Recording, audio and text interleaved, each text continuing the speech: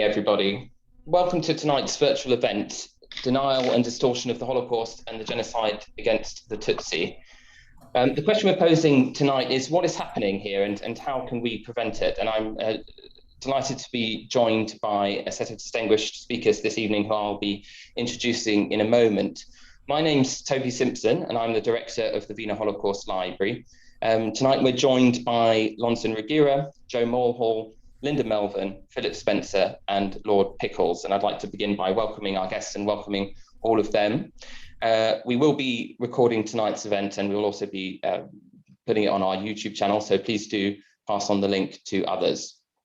For anyone who's attending who might not have heard of the library, it's a remarkable institution with a fascinating history based in Russell Square, London.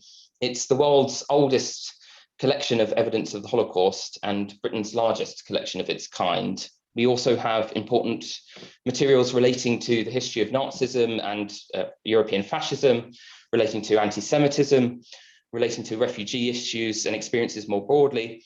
And importantly for this evening, we have evidence relating to genocides that took place across the world, both before and after the Holocaust. And that includes collections on the genocide against the Tutsi. So, for example, we have a rare set of audio testimonies from survivors of the genocide against the Tutsi who sought refuge in Britain following the 100 Days.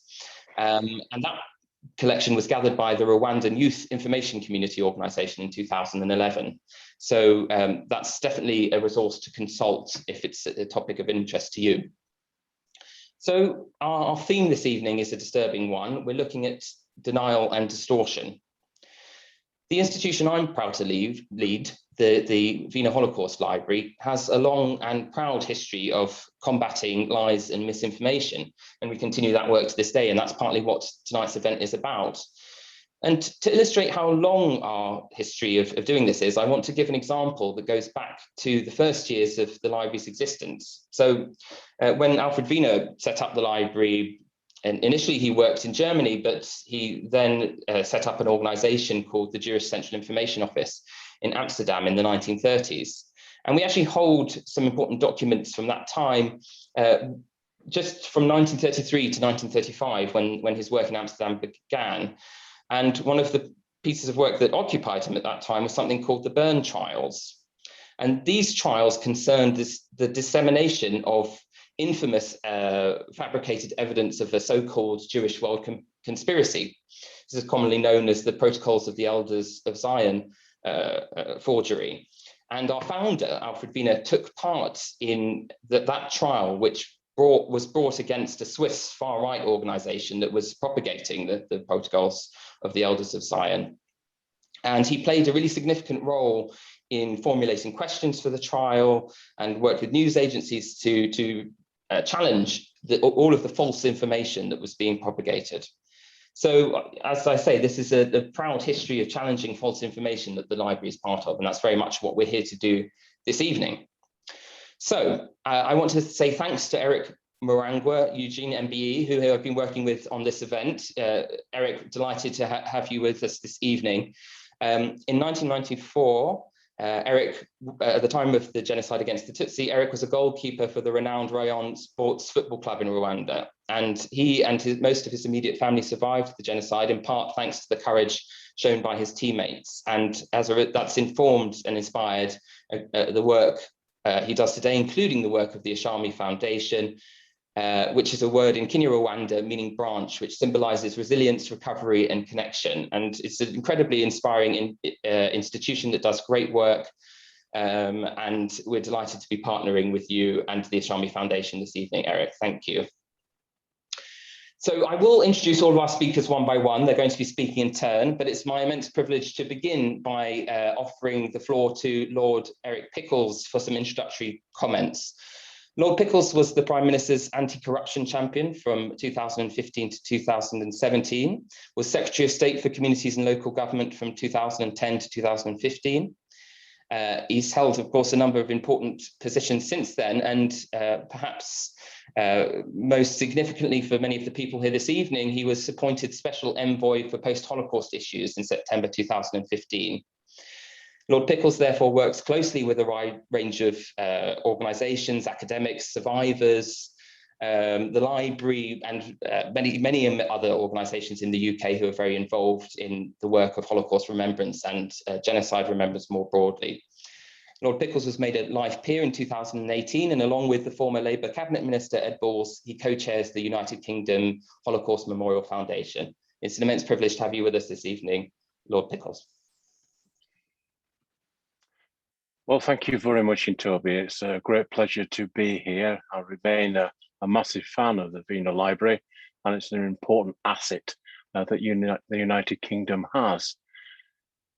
76 years after the member states of the United Nations General Assembly passed the Genocide Convention, accompanied by the pledge of never again, there is no doubt that it was sincerely meant at the time.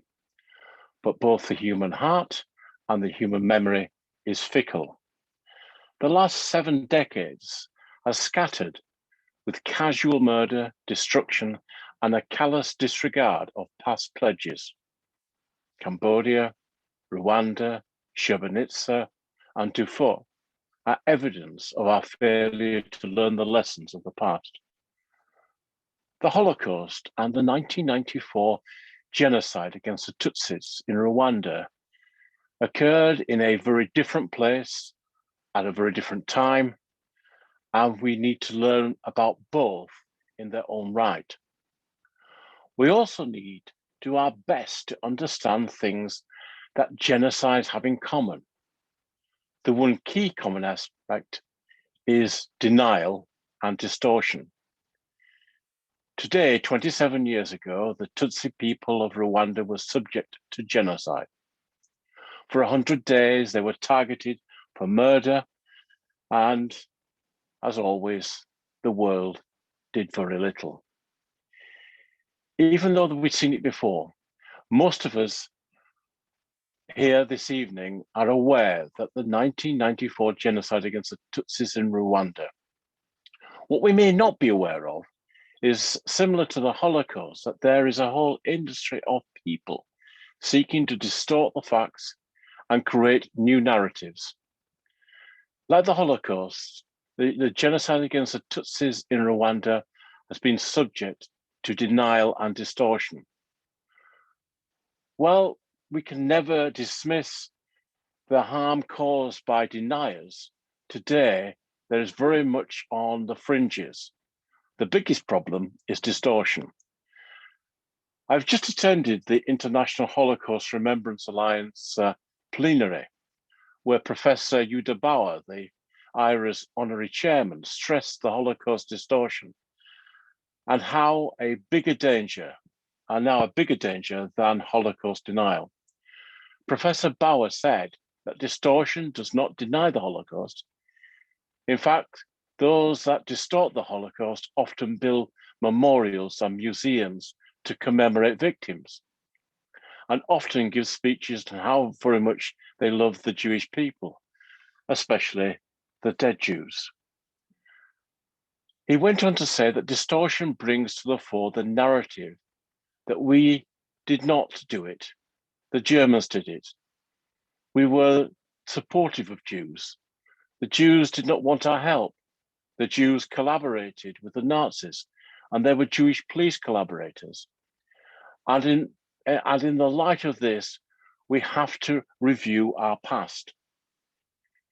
Creating this past is not that simple because it does not acknowledge that without the help, for example, of Polish and Lithuanian collaborators, Nazi Germany would have found it difficult to succeed. The only way for this narrative to succeed is to distort the past. So we should not be surprised that the 1994 genocide against the Tutsis in Rwanda has been subject to distortion. After all, the final aspect of any genocide is denial and distortion. Whether it be over the numbers or who the actual victims were, or the most recent double genocide narrative, we must remain vigilant to challenge this distortion. Part of the role of my office is to take issue with the Holocaust and genocide denial and distortion. A critical part of this is raising awareness, and that is why this evening is so important. I'm looking forward to listening to the speakers, which the Wiener Library and Ishami Foundation have brought together. I think tonight should be a fascinating evening. Thank you very much indeed, Toby.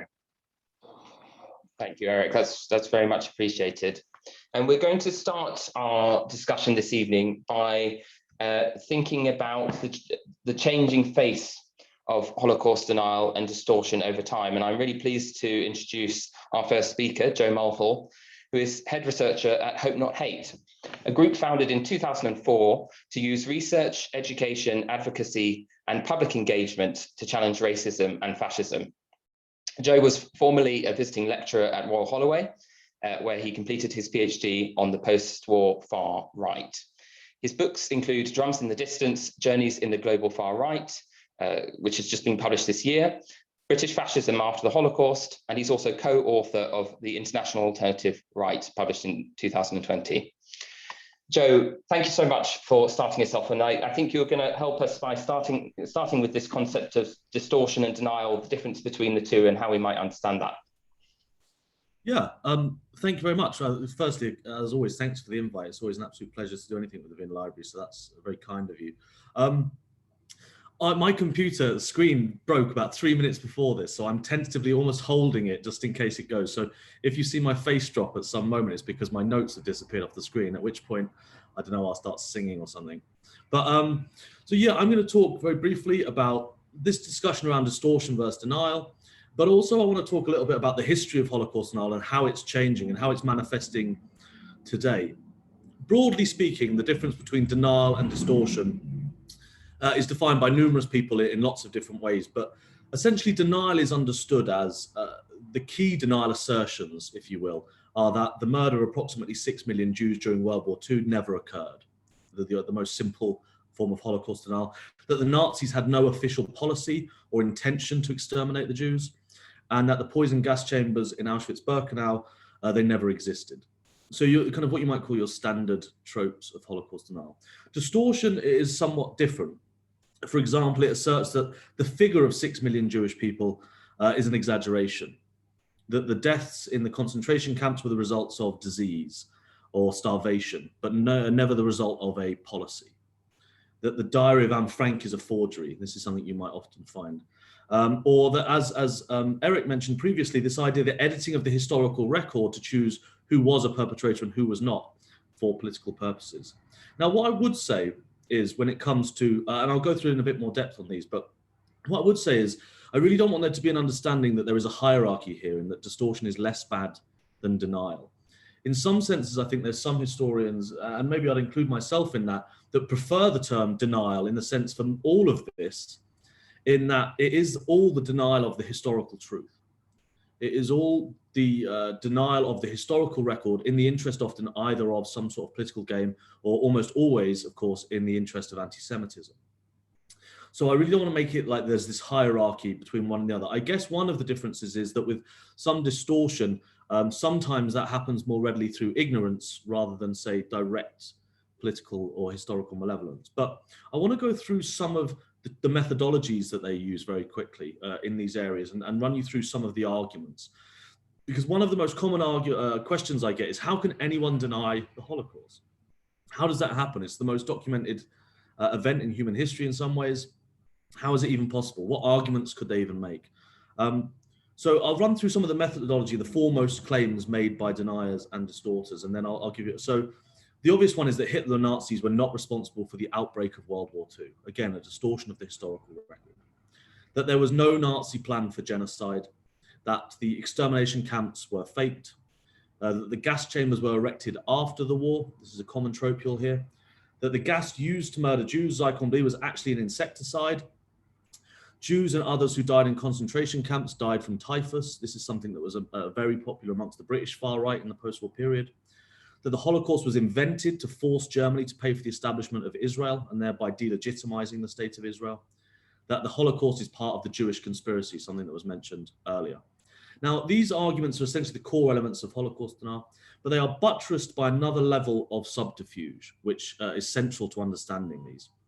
Essentially, they are things like the people that deny the Holocaust traditionally throughout the post-war period, they use bogus academic titles, they give themselves scientific status, they give false descriptions of themselves to gain traction and respectability and credibility. I'll come on to some of these figures in a second.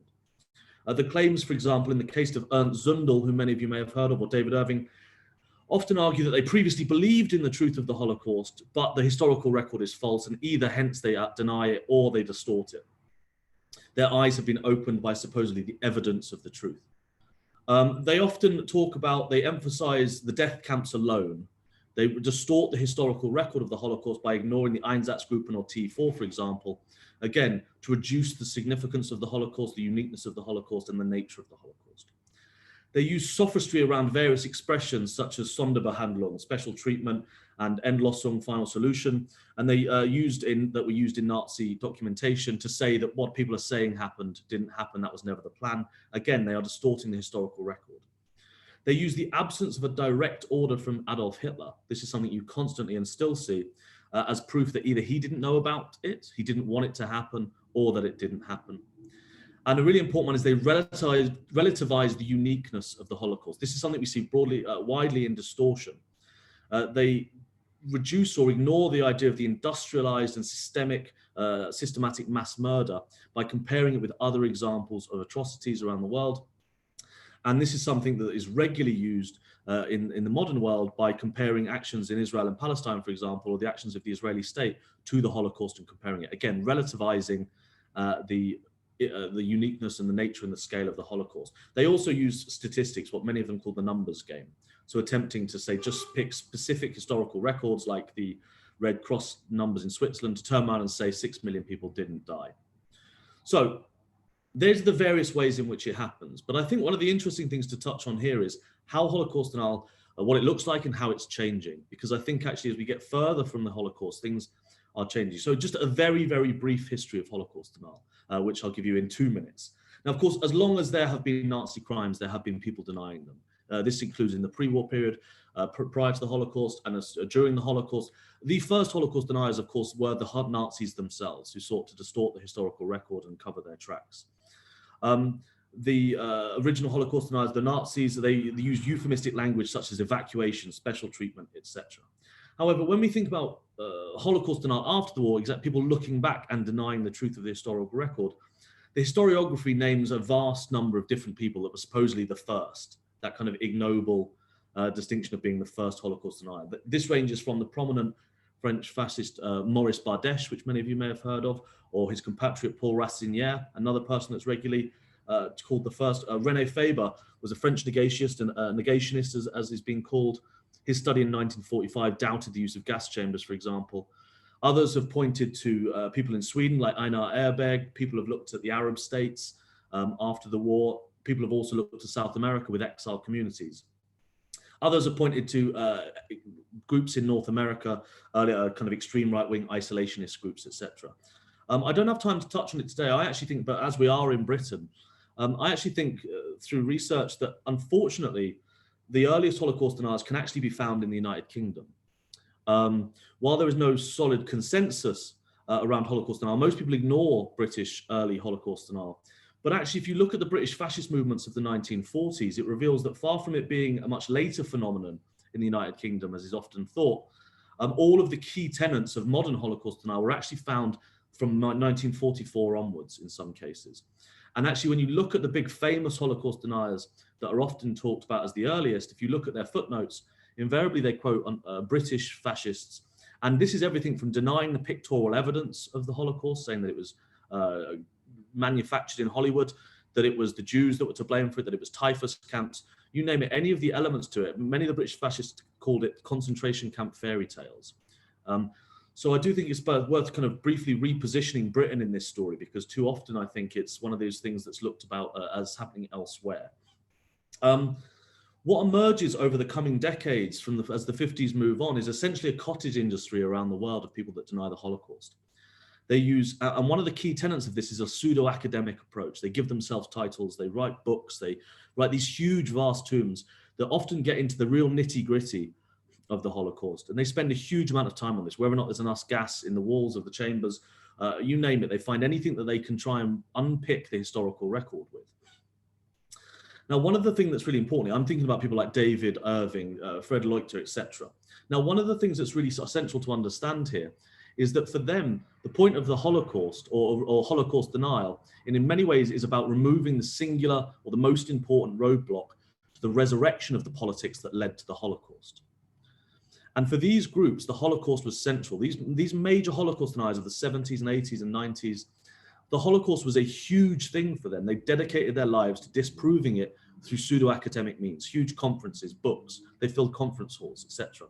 And the reason I emphasize that is because when I look at the changing nature of Holocaust denial, it's important to understand the changing weight and importance that contemporary deniers place on the Holocaust versus how they did in the 70s and 80s.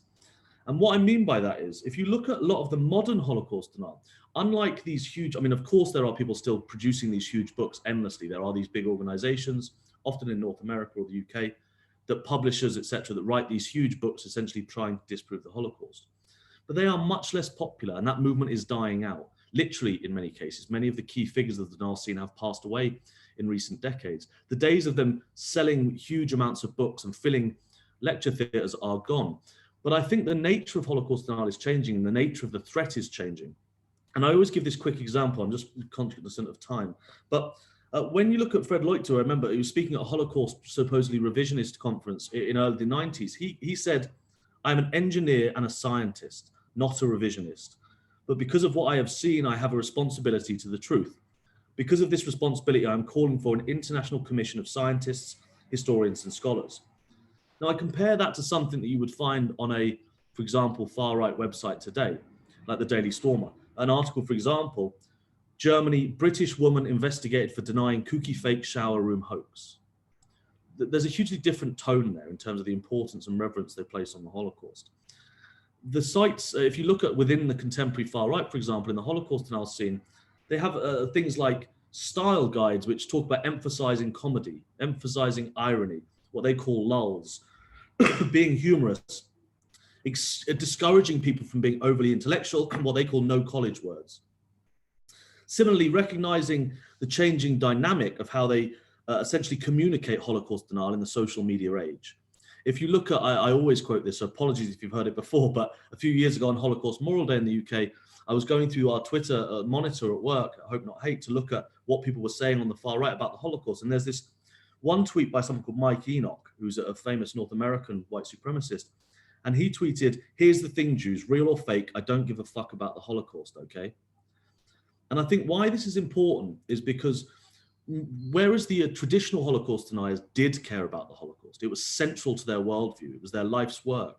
So much of the Holocaust denial we come across at Hope Not Hate now is dismissive. It's about mocking, it's a different in tone and form. It's not the central element of these people's lives. You also see other forms of things like distortion in terms of, many of you may have seen on TikTok, the social media app, people dressing as Anne Frank, people kind of pretending to be Holocaust survivors. Again, distorting the historical record in the interest of humor and comedy. Again, this is very different to the seriousness that you would have seen at a historical review conference some years ago. So just to wrap up, one of the things here is, of course, a generational shift in Holocaust deniers. Many of those key figures are dying out, or their supporters are dying out. I had the displeasure of seeing David Irving at a talk some years ago, and there was 6 of us in the room, one of whom was dressed as Hitler, rather strangely, right? But those days when they could fill those lecture theatres have dissipated. But that said, the ease with which you can find Holocaust denial content is easier than ever before. No longer do you have to write to a book list in North America to get hold of Holocaust denial from a specific publisher. You can go on any social media app and you'll find it. You can go online and you can find any of these books downloadable for free. The initial stage of accessing Holocaust denial material has been significantly reduced in the age of the internet. The other thing about this young element of this new generation, as mentioned, is the historicization of the Holocaust, just to wrap up. For many of the people I monitor at Hope Not Hate, who are 17 or 16, 17, 18, 19, 20, who deny the Holocaust is ancient history to them. The way they talk about it is like talking about the Napoleonic Wars. It is a long way in the past. It is often their great or their great-great-grandparents. And this is significant because when you think about people like David Irving, When I say about the importance with which they held the Holocaust, that they dedicated their lives to trying to debunk it through pseudo-scientific or pseudo-historical means. For these people, for many of the younger deniers, they were born after 9/11. Their touchstone is not the Second World War, is not the Holocaust. But what they are involved in is what we call online antagonistic communities. Far right, but not just far right communities that revel in causing offense, causing harm, making people upset. And so we have this perfect storm, right? Where the thing that most upsets many normal people is something like denying the Holocaust. And for them, it's something that they're not actually that bothered about. So they're denying something to cause anger.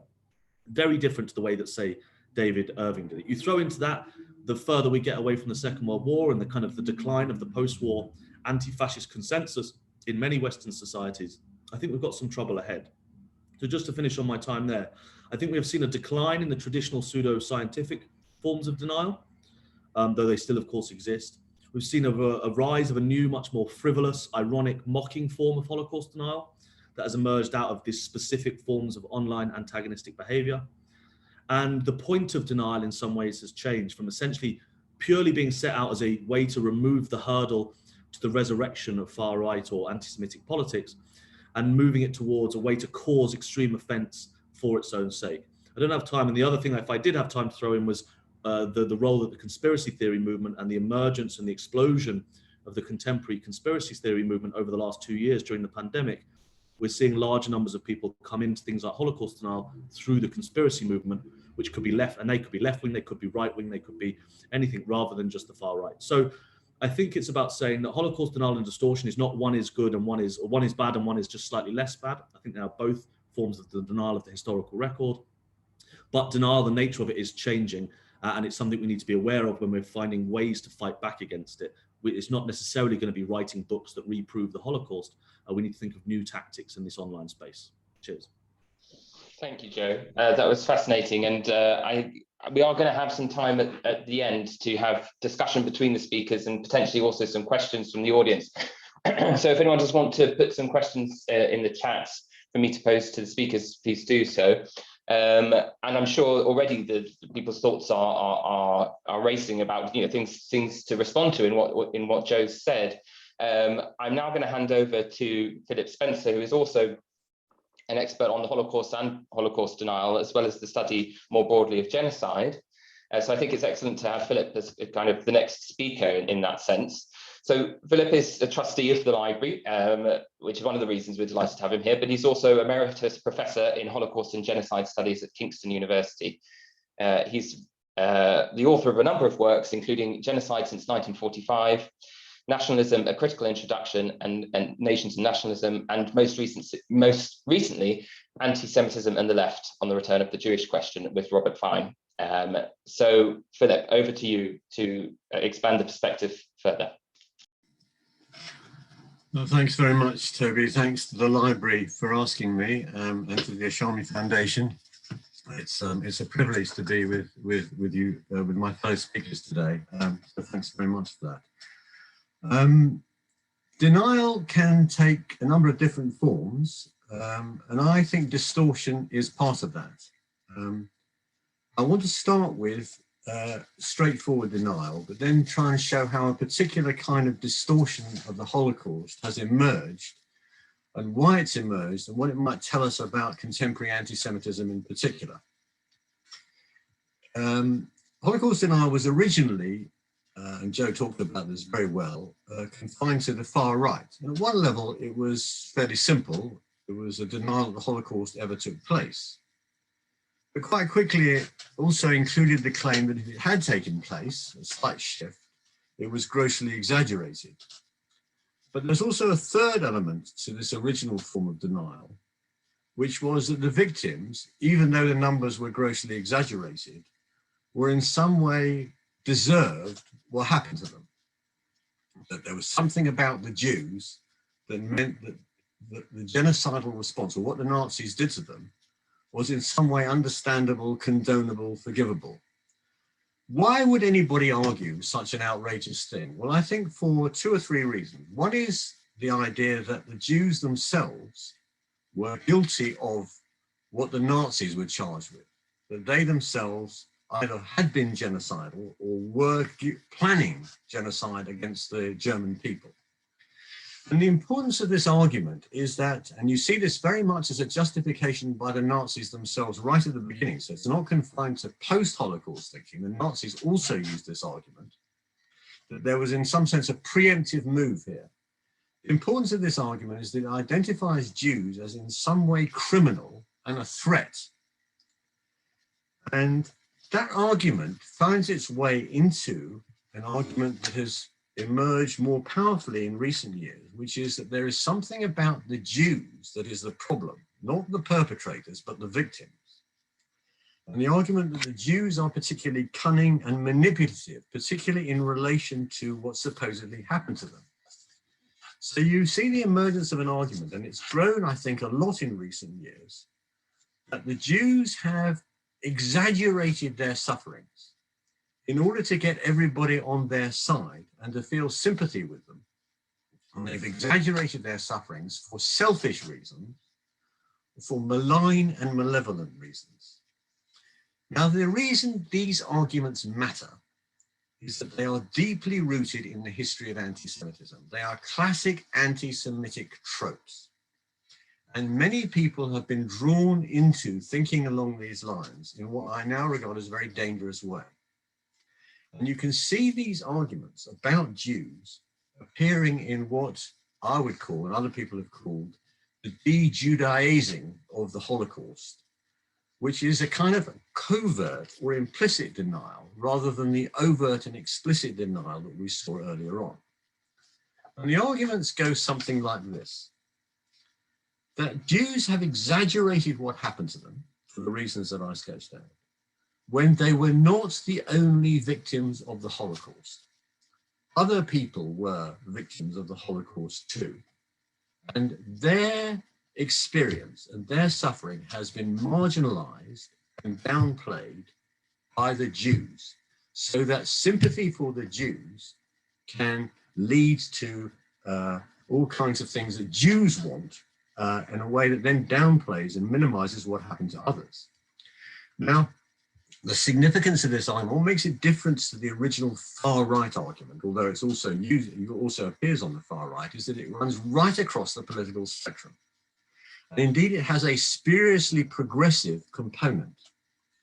It takes the form of saying that the significance of the Holocaust, which is no longer overtly denied on this line of argument, is that it is a universal issue.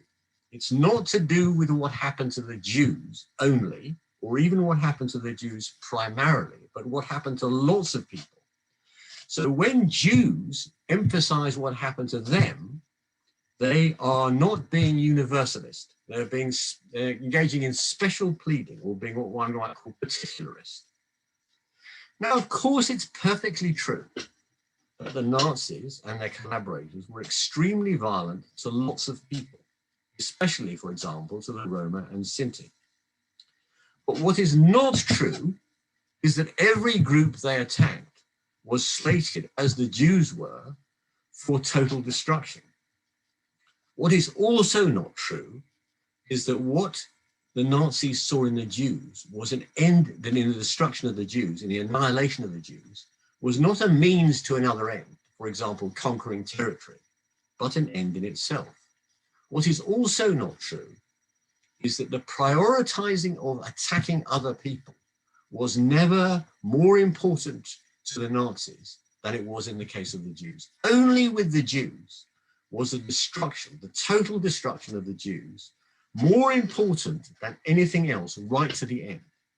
Now, on this supposedly progressive argument that Jews are obsessively and supposedly prioritizing what happened to them, what happens is that what happened to Jews is pitched against what happened to other people, as if this is a kind of non-zero-sum game. And the argument, therefore, must be that Jews are doing this in a cunning, manipulative way.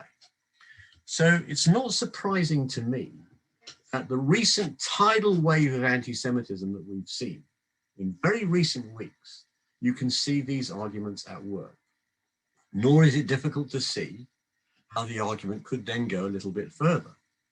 Because what, in fact, then, are these malign purposes that the Jews are pursuing when they prioritize what happened to Jews over and against everybody else? Well, clearly the argument must be that it's Jewish power and Jewish interests, material, physical, and so forth. And you can see this argument particularly in the form of anti-Zionist anti-Semitism, which is now sweeping the world.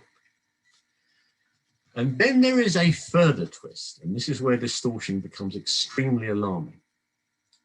Because it could then be argued, and you can see this now on some demonstrations and placards, that what Jewish interests are, what the Jews are now up to, is itself genocidal vis-a-vis the Palestinians.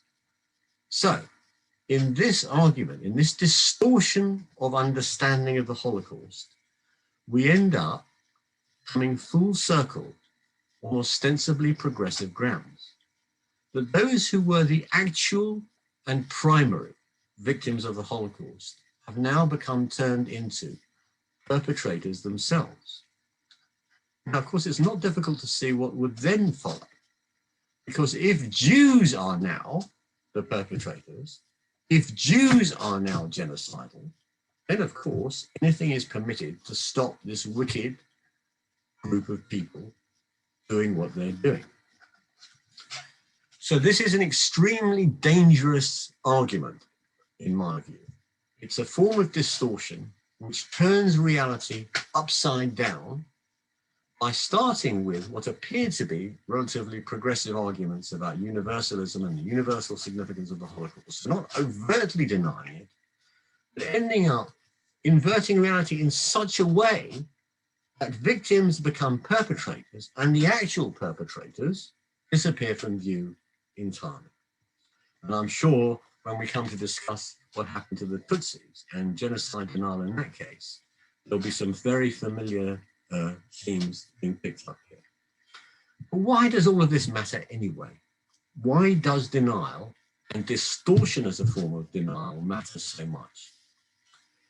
It matters because, fundamentally, and this is really, really important, denial is central to the genocidal process from the beginning, through the genocides that take place, to the end, and they have major significance for the future, the present and the future. Genocidal perpetrators always deny they are planning to commit genocide when they do so. The Nazis said they weren't planning to commit genocide, it was being committed against the German people.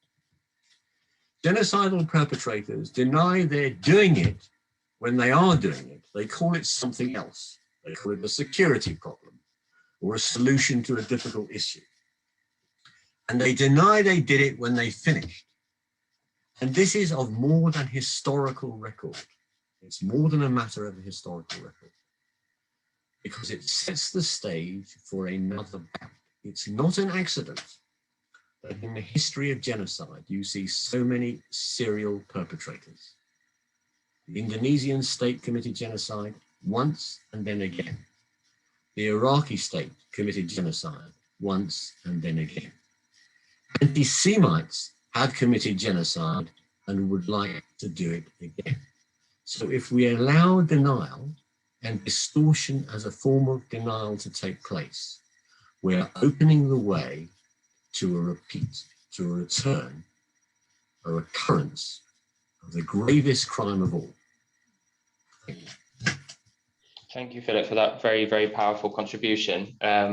It reminds me actually a little bit of a book that had a big effect on my understanding of the Holocaust by Howard Jacobson, When Will Jews Be Forgiven the Holocaust, which I would very much recommend, along with, of course, Philip's writings. And I'm pleased also to be moving on to a speaker who herself is a powerful, extremely persuasive writer, is an investigative journalist, a former member of the Sunday Times Insight team, who has written 7 books, and she has written extensively about the circumstances of the 1994 genocide against the Tutsi.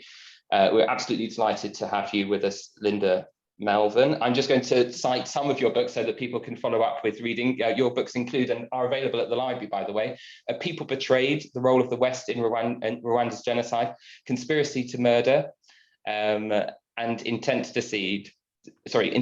deceive, denying the genocide of the Tutsi, which I believe is, partly informing what you're going to focus on this evening. Yeah. I'm most grateful to the Wiener Library and to the Ishami Foundation for this opportunity to share with you what is now some 27 years. I would like in this presentation to explain denial in the circumstances of the 1994 genocide against the Tutsi, and how disinformation and fake news has been used in its promotion. This is not distant history for the survivors. This is something that they live with every day. In October 2014, as part of the 20th commemorative coverage of the genocide of the Tutsi, the BBC, the UK's national broadcaster, showed a documentary called Rwanda's Untold Story. The programme was billed as providing a different side to the story. The presenter, a well-known television journalist, Jane Corbin, left no doubt. "We think we know the story," she said, "but do we?" The documentary began with the suggestion of a drastic reduction in the genocide death toll. And instead of 1 million people killed, the truth was nearer 200,000 Tutsi. The suggestion was even made that in 1994, more Hutu died than Tutsi.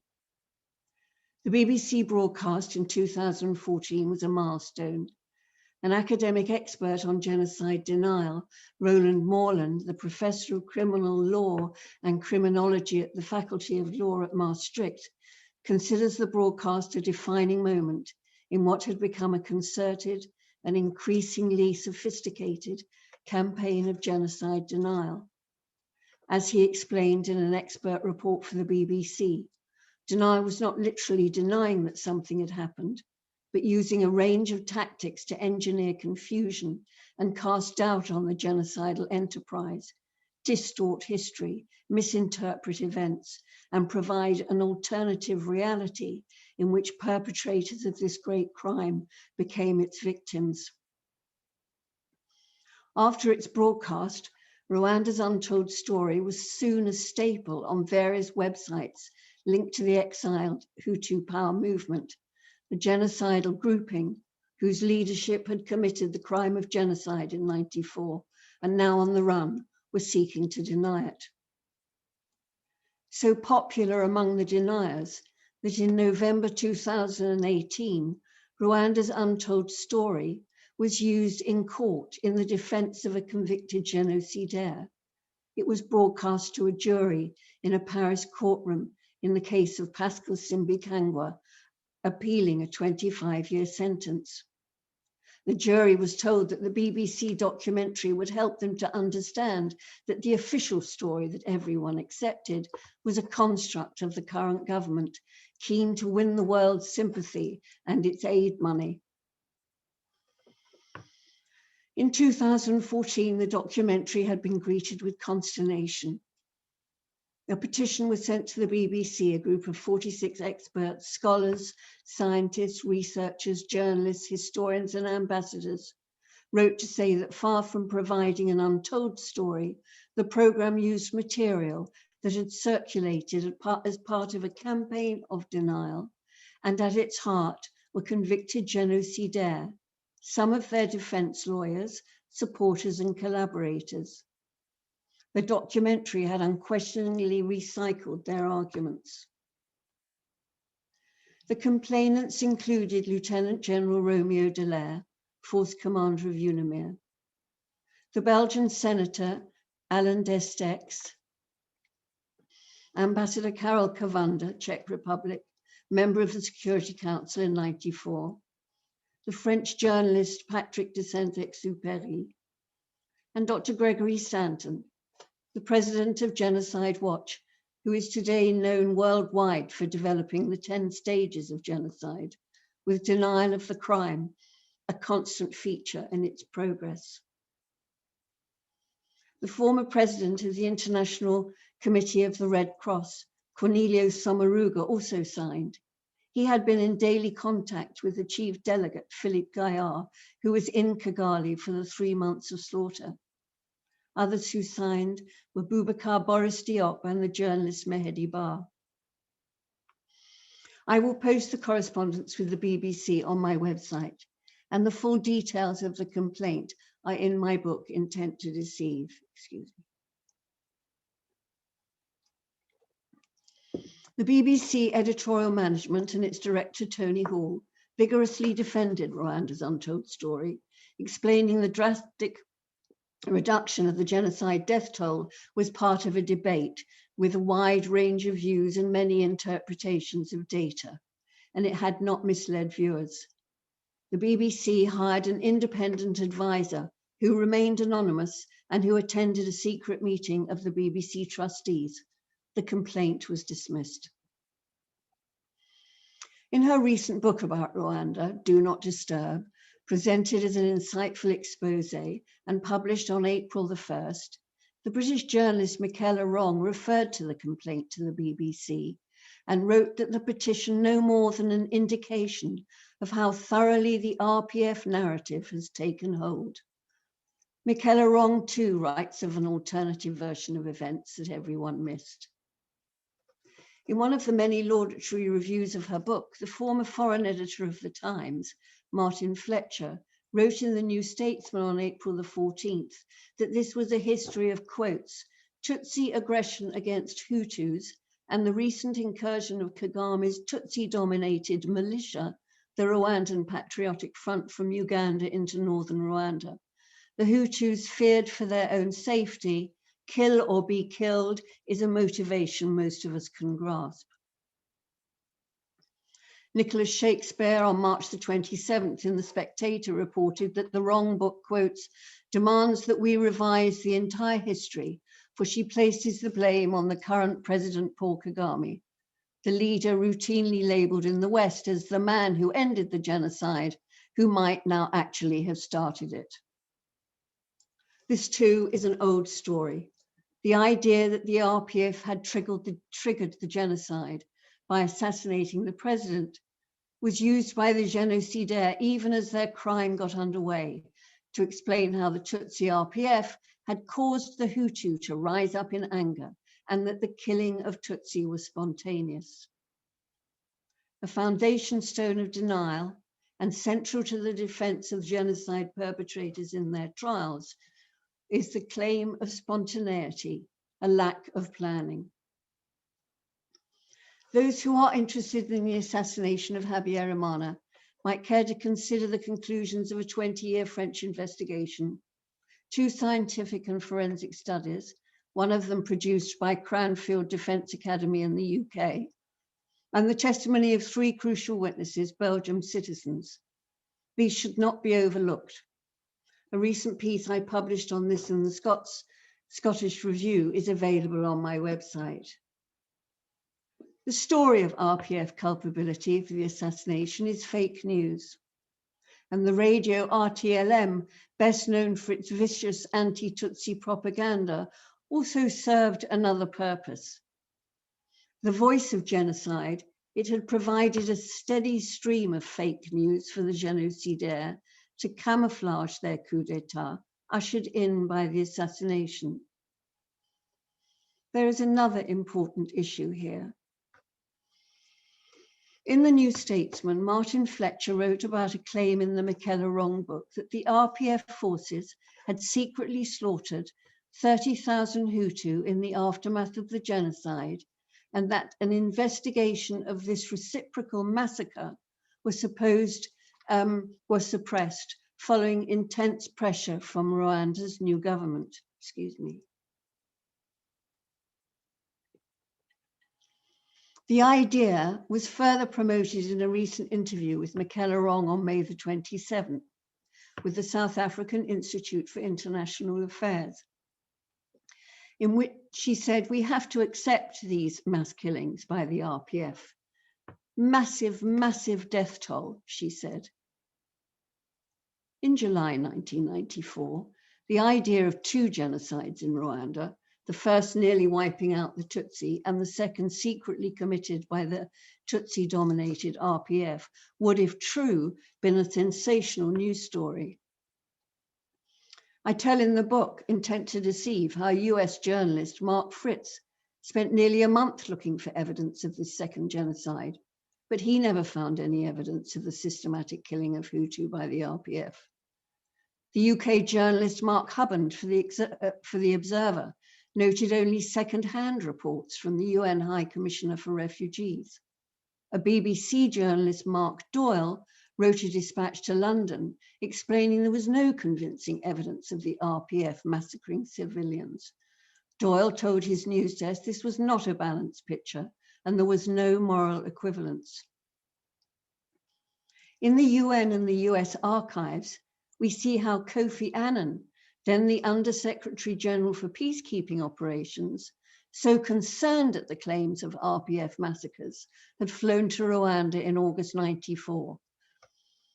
He visited the locations where the RPF massacres were said to have occurred, and so did the UN Special Representative in Rwanda, Sharia Khan, and so did the Deputy Force Commander of UNAMIR, the Ghanaian Brigadier General Henry Enidoho, and the head of the UN military observers. There was no truth in these claims, and the story is widely considered to have been Hutu power propaganda. The archives at the UN and declassified government documents and accounts of Security Council meetings show how in April to July '94, the representatives of Rwanda's Hutu power interim government had claimed each side as murderous as the other. These claims a smokescreen to distract foreign attention from the genocide. When it came to distorting the reality, the UN was useful for the genocidaire, and it was in the Security Council the aspects of denial first emerged. The blueprint for the denial of the genocide of the Tutsi was found in UN documents, in letters and cables. The denial of this genocide is a worldwide phenomenon. In Queensland, Australia, for example, a Rwandan community group commemorates the Rwandan genocide and promotes at these events the double genocide theory, receiving support from prominent local figures. The genocidaire, wherever they are, in prison cells or living in numerous countries as fugitives, here in London too, pose a threat, especially to those who might not be aware of the historical facts. Genocide denial and distortion ensures the crime continues. It mocks those who survived and causes them the greatest offense, for it sets out to destroy their truth and memories. In the circumstances of the 1994 genocide against the Tutsi, it is a pressing problem, and confronting it will be a daunting task. Thank you.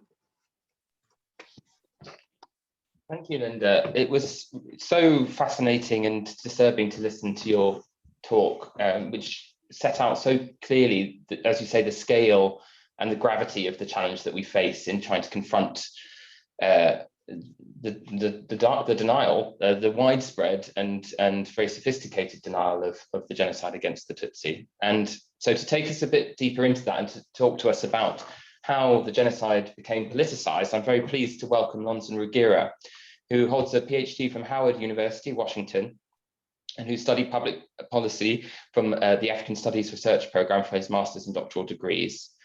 At Howard, Lonson has taught the political economy of African states and was also a research assistant at the Moreland Spingarn Research Centre.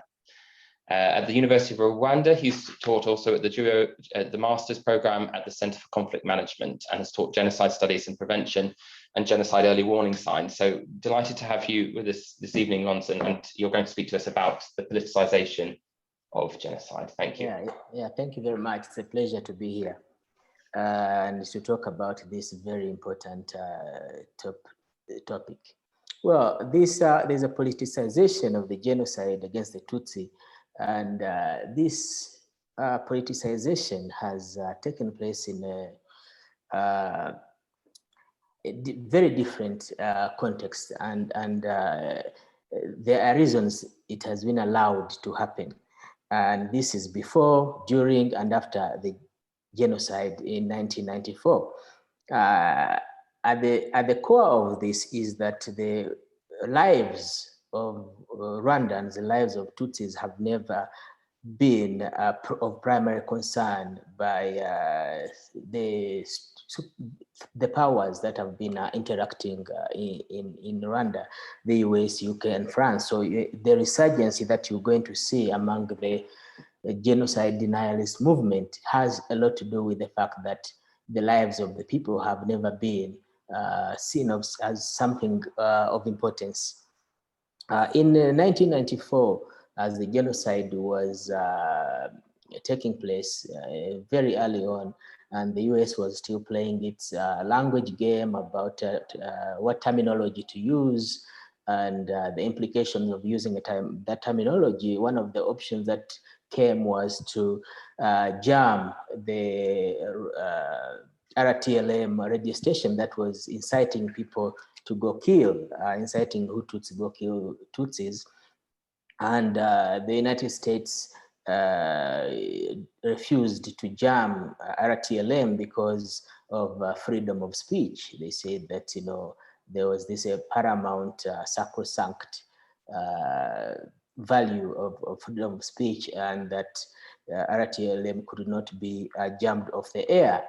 The other reason that was given was that the cost per flight to jam RTLM was $8,500. So for the United States, this was a lot of money. So again, when you talk about the value of human life as a result of jamming that radio station that was inciting people to kill, you can understand that there is not much value attached to human life. In the aftermath of the genocide, the French had during Operation Turquoise, and the primary aim of the Operation Turquoise was to provide an exit corridor for the officials, the political military officials who had participated in the genocide, who had been responsible for killings, who had so the Operation Turquoise was able to provide them a corridor that allowed them to escape into DRC, and from there to Europe, and where they remain unable to be held accountable for their role in the genocide. So once again, the French saw the value of the killers as being of more significance than holding them accountable. After the genocide, France again used genocide as a tool for achieving its policy objectives in Rwanda. It gave this, it kept this belief or promise among those people who had been responsible for planning and the execution of the genocide, that continued to. So they held this belief from the Congo, where they were reorganizing as a result of that humanitarian corridor, that the French had provided them. To reorganize in the camps and to attempt to take back power and complete the genocide, to kill those who had survived. So the support that the French continued to give, the diplomatic support, and so all this emboldened the killers, and they felt like they could get away with it. That's why many of them found themselves in Paris, and they remained there. The UK as well, you find that there's this refusal by the UK and the United States to use the terminology of genocide against the Tutsi. And recently, during the United Nations General Assembly, the US and the UK, they wrote an objection to the terminology by saying that in their view, there are others who died during the genocide in 1994, and as a result, they cannot agree with the terminology of the genocide against the Tutsi. So there is this ambiguity that is brought about as a means of trying to the implication is that what happened if the UK and the US refuse to use the terminology of genocide against the Tutsi, and they're talking about the others who died, then they're talking about a civil war. So they're talking about Hutus killing Tutsis, Tutsis killing Hutus. So that is the implication of their refusal to use the terminology genocide against the Tutsi that recognizes the group that was targeted for elimination. So there's also this a moral issue around stopping the genocide. There's this belief that who has a right to play savior, who is morally entitled to save, and if someone else plays that role of saving, what happens?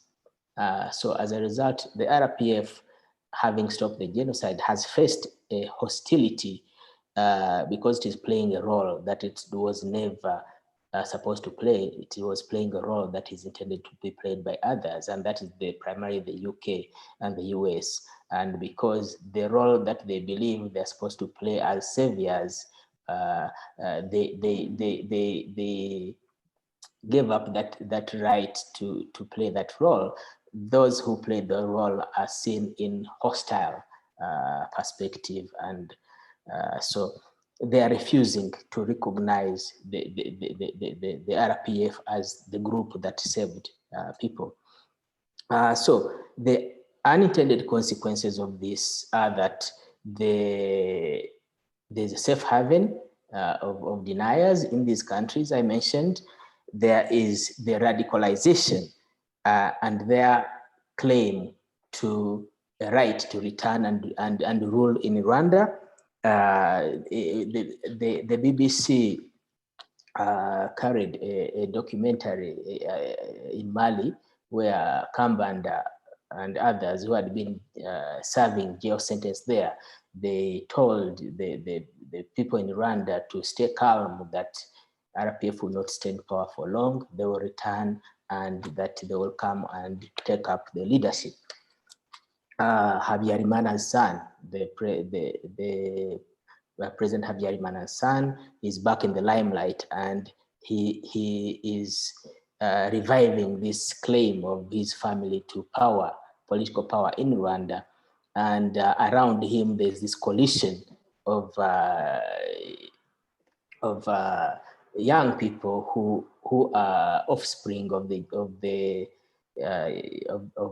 genocide perpetrators, whom as well part of this resurgency that tries to distort the facts around the genocide. They deny and they claim that 2 genocides took place, and they also try to deny and distort by claiming to be involved in political activity as critics of the RPF. And of course, they've been given the support of journalists like Judy Reva, of researchers like Philip Rangens, and many others, as Linda mentioned. So there's this coalition of powerful countries that is giving a psychological boost to this denialist movement, and it is concealing denial as if it is political critique or criticism. And now, of course, the genocide survivors, when they see this resurgency, they understand in very practical terms what this means for their lives.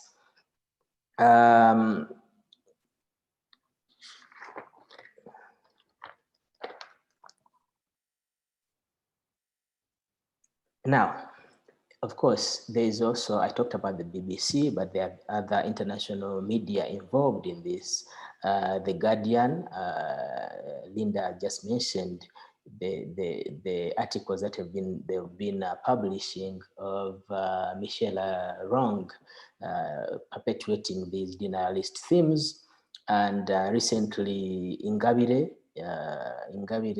Victoire, who served a jail sentence and was convicted and served a jail sentence. She published an article recently in the Guardian as well. And Ingabire, in 2010, when she returned from exile, she went to the Genocide Memorial, Kigali Genocide Memorial, and one of the controversial statements she said that the memorial was that now that she has seen the remains of the Tutsis who died in the genocide, where are the remains of the Hutus who died in the genocide? She wanted to be taken to see those. So she said, now that I've seen the Tutsis, where are the Hutus? And this is the person who the Guardian has given space to claim to be a critic of the RPF. So there's this conspiracy between the international community, between the big powers, France, US, UK, and the offspring of the genocide deniers. And they are all coalescing around this idea that they are interested in promoting democracy in Rwanda, but when in fact they are involved in distortion of genocide. And of course, they use the same language as we just heard. Someone was talking about the Holocaust. They're talking about the RPF milks the guilt of the international community for the genocide. The RPF is manipulating international community. So all this same language that we just heard about the Holocaust is used to justify the denial and distortion of the genocide against the Tutsi. And they reject the idea that the position of the RPF that political space is open to anybody who is not distorting or who is not perpetuating genocide ideology. They reject that idea, and they are giving space for the engagement in genocide ideology as if it is legitimate political discourse. Thank you. Thank you, Lonson. Absolutely fascinating to listen to you. To open up the discussion, I think one of the things that struck me is how serious the problem is, for one thing. I mean, I was aware of it before, but hearing all of your talks has just really brought that so strongly to mind. One, the seriousness of the problem, but the other is the fast-moving environment that we're working in. We started off talking about the changing face of this, and we are trying to grapple with a situation where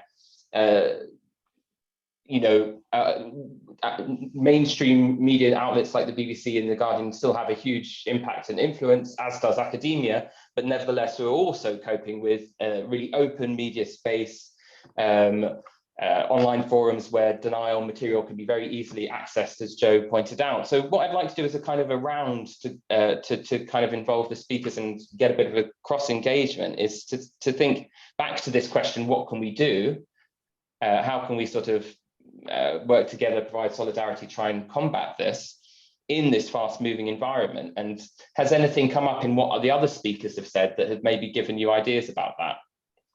So I think I am going to sort of go same way back to the start and start with Joe. Yeah, sure. Yeah, where to begin?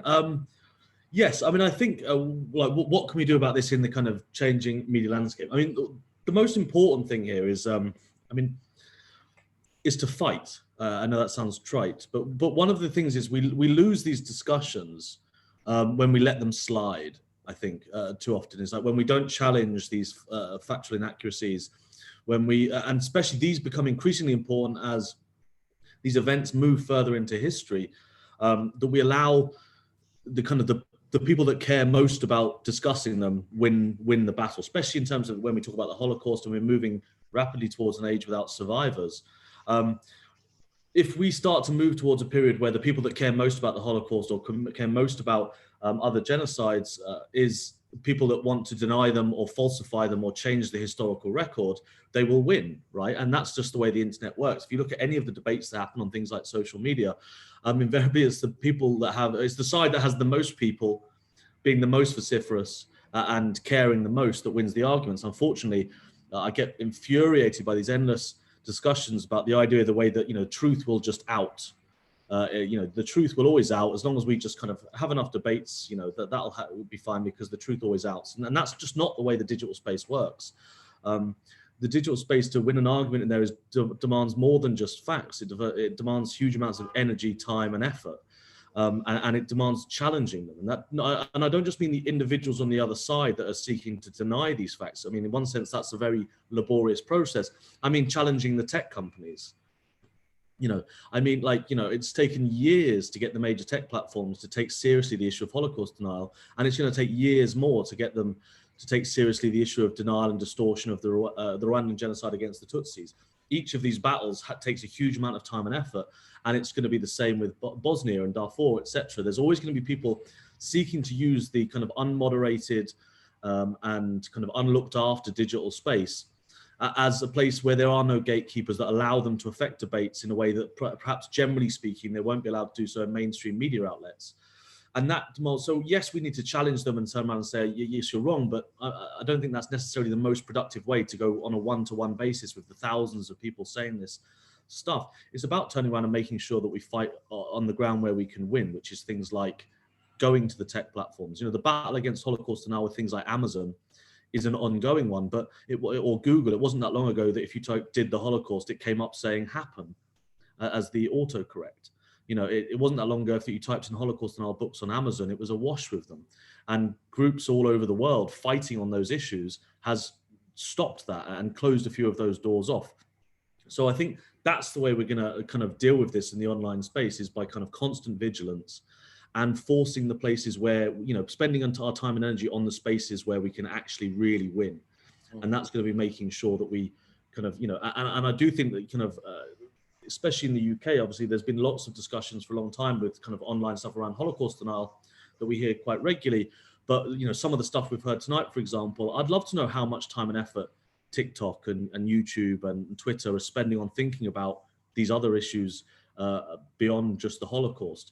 And that's going to also demand kind of a real joined up work, you know, with academics and researchers and campaign groups that have, you know, some of the ones that have spent years with the, you know, the Anti-Semitism Policy Trust and CST, for example, have spent years fighting these tech platforms on these issues. And there's a huge amount of expertise and knowledge there that we need to make sure we share across all of the groups that are remembering all genocides and atrocities, etc. And so we don't have to start every battle from the beginning. I know lots of good work is already going on in terms of other genocides as well, so I'm not saying it's not, but that's where I think we need to kind of go on this, is make sure that the people that have the power to deal with this stuff and to try and at least limit the number of people that will be influenced and persuaded by it are the people that we're forcing to take the correct decisions on it.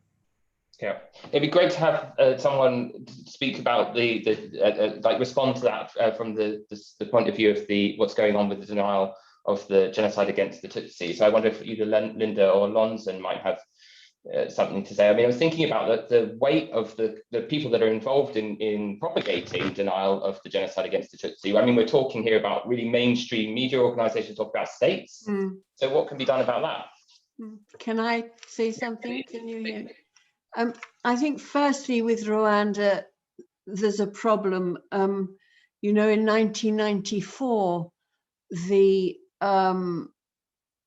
reporting left so much to be desired. You know, we had tribal anarchy and chaos, and in fact, the first government inquiry, 18 government inquiry into what happened in Rwanda determined that the failure of the Western press to properly, adequately report what was happening contributed to the crime. You know, when Oxfam, I have the press release framed on my wall by my desk, April the 28th, genocide happening in Rwanda from Oxfam.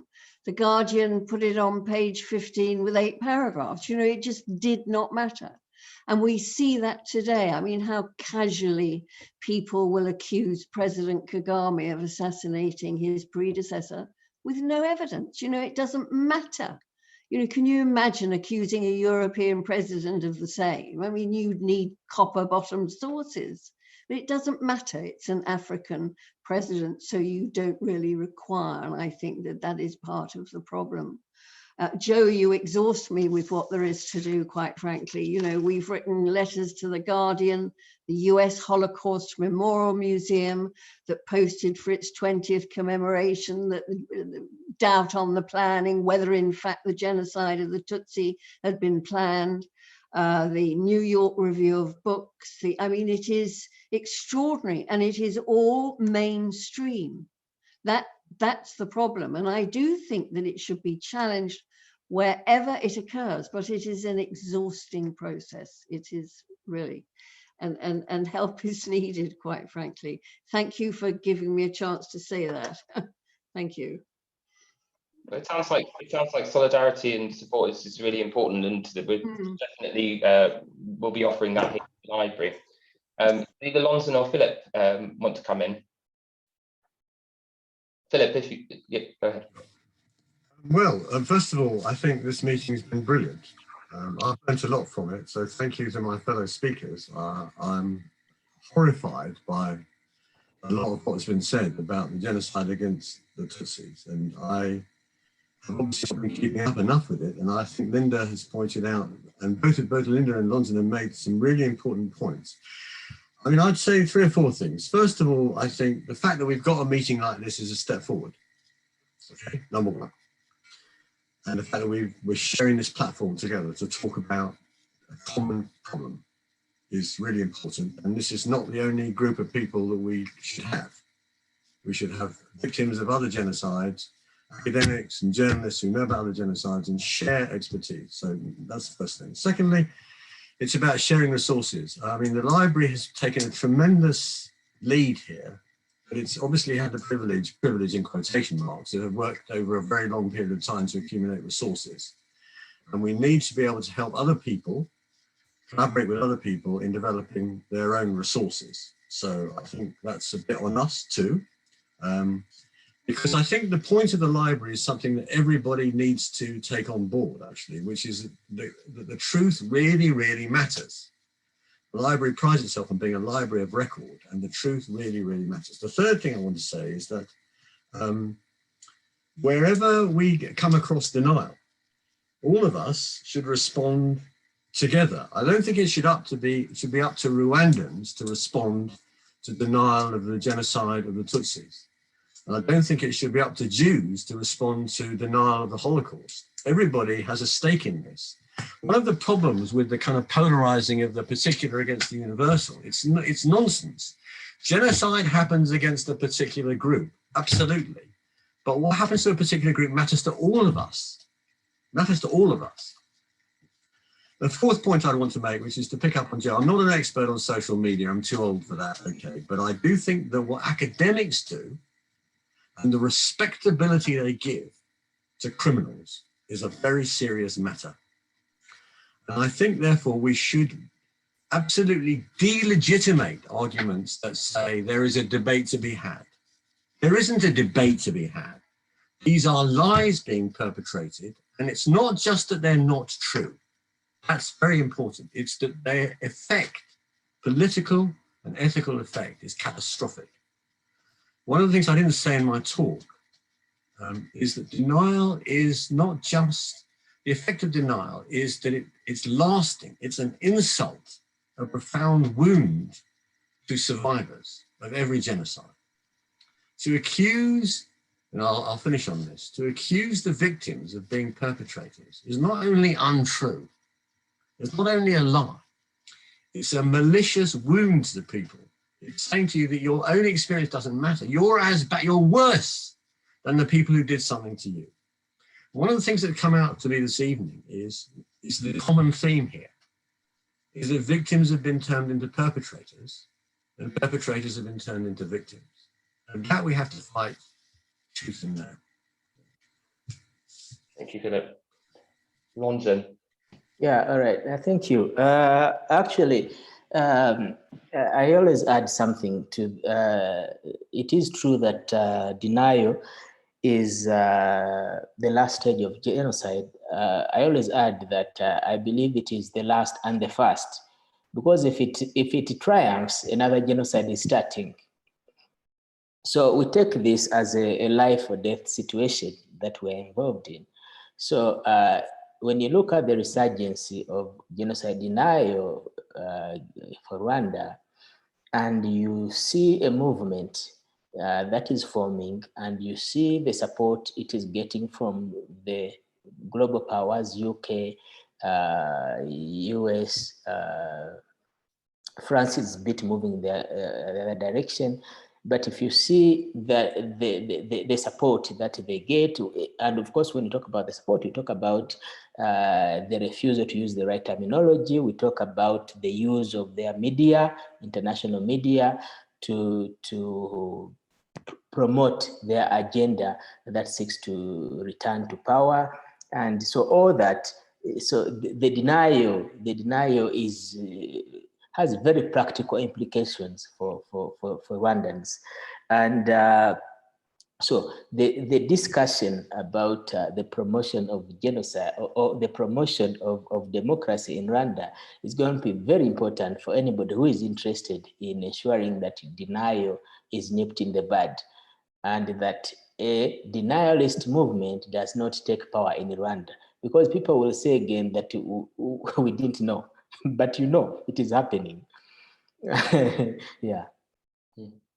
I wonder if I could turn to Eric actually at this point to maybe ask Eric a bit about your experience of what this has been like for survivors, basically, just to give us a bit more perspective on the experience of survivors. Yeah, well, thank you, Toby, and thank you to all the speakers who have shared with us such important information about both Holocaust and the 1994 genocide against the Tutsi denial. As Philip just said, there is no such a thing as going through denial when you have survived the horrific, experience some of us have gone through. It's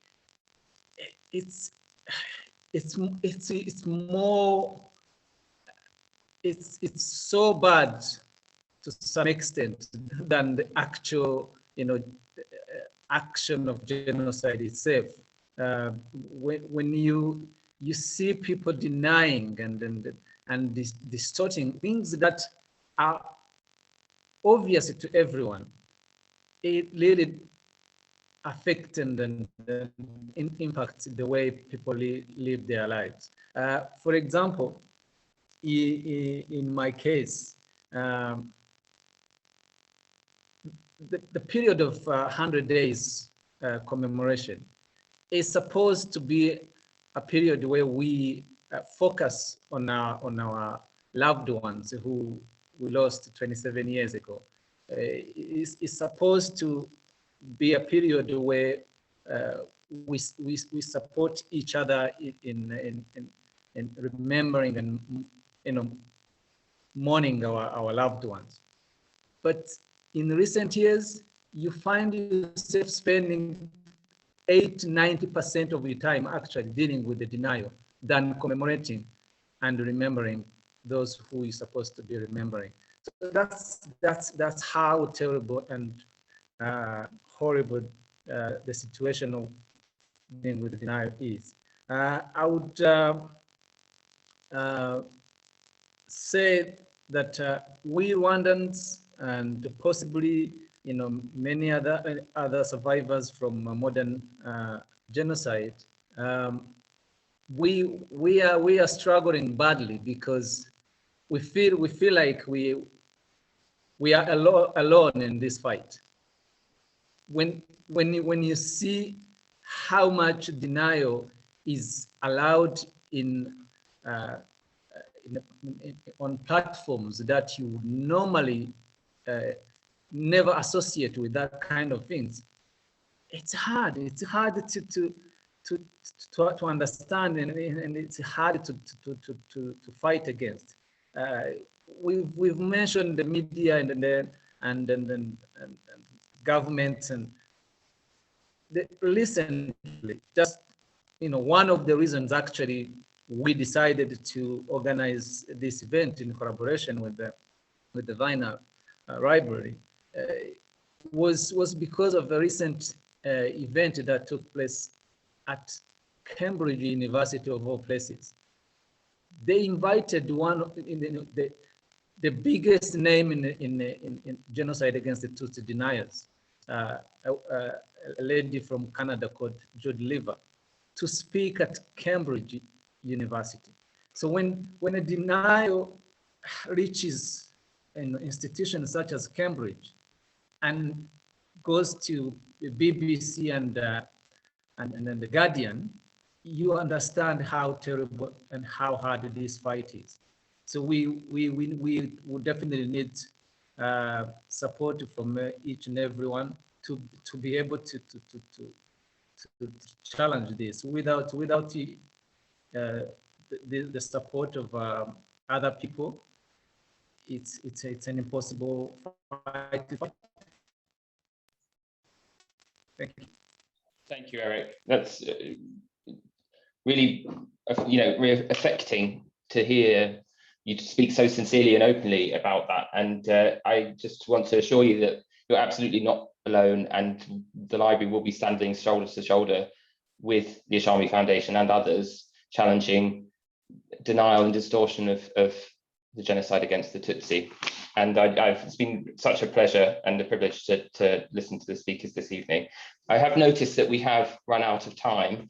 So I think perhaps it's okay to just run over by a couple of minutes if anyone did want to make any last comments. So any of the speakers have any last reflections? No, in that case, I think we'll let your words be the last appropriately, I think, Eric, because they're very much a call to action. And that's what I'll be taking away from this evening. So we'll be sharing this recording widely, and we will, as I say, be standing together with you in future and with everyone at the Ishami Foundation. So thank you very much to our speakers for their contributions, and thank you to all the guests for joining this evening. Have a very good evening. Goodbye. Thank you.